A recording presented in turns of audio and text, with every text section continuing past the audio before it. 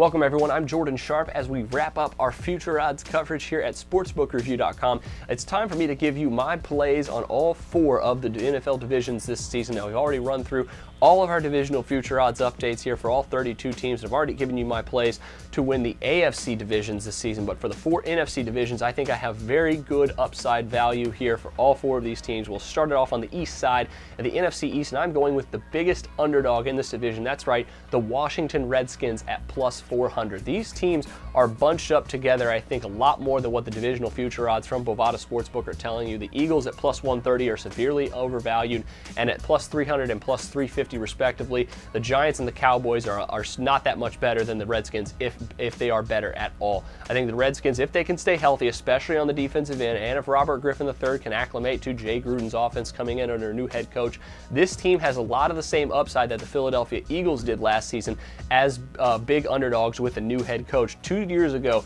the Redskins won this division as the biggest underdogs after the Eagles were favored and really fell flat on their face in the last season under Andy Reid. Do not sleep on the Washington Redskins this season. They have probably the best combination of offense and defense in this division. Now, for the NFC North, going with another underdog, and this one is the Chicago Bears, who come in at plus 250 to win the division. The Packers are overvalued at minus 110, and they're not that much better than the Chicago Bears this season. Chicago really revamped their defense this summer. They completely remade their defensive line almost. Hopefully the rest of their guys are healthy and their veteran corners can stay consistent, and if that happens, this team has limitless upside because their offense may be one of the best in the entire NFL outside of probably the Broncos and maybe one or two others, but Chicago's offense is really going to do them well this season.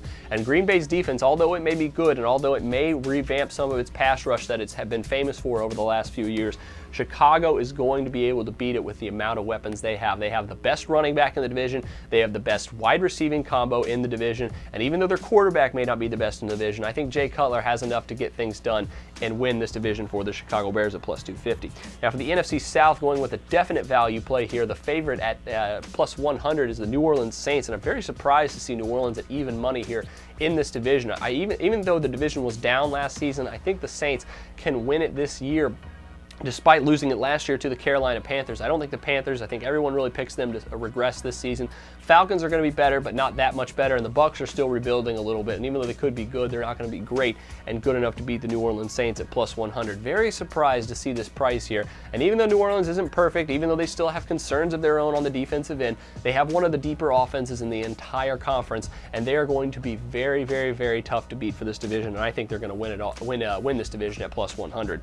Now finally, in the NFC West, also going with one of the underdogs, even though they're just a slight underdog, and that's the San Francisco 49ers at plus 140 from Bovada. Of course, behind the Seattle Seahawks at plus 130, but the 49ers might be able to take that next leap this season and potentially even win the Super Bowl. And for that to happen, they're going to have to win their division. I think they're going to beat out Seattle this season. I don't think Seattle has 13 win upside after losing about a dozen really important players this offseason and not really adding as much as they would have hoped, I think. And San Francisco, of course, had a bang-up offseason, re-signed their franchise quarterback to a huge deal, brought in Stevie Johnson to bring them a lot of offensive depth, and even though their running back core has taken a hit recently with the injuries to Kendall Hunter and the other kid they have from Oregon, I really think that the San Francisco 49ers, LaMichael James, I really think the San Francisco 49ers just have way too much depth on both sides of the ball for the Seattle Seahawks to compete this season. And if Seattle was faced by one or two big injuries, potentially even Marshawn Lynch, who's holding out right now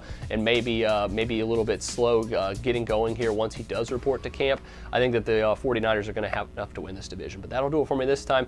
Make sure you check out my AFC divisional winner picks as well. And until next time, I'm Jordan Sharp, and this has been another edition of the Sharp Pick.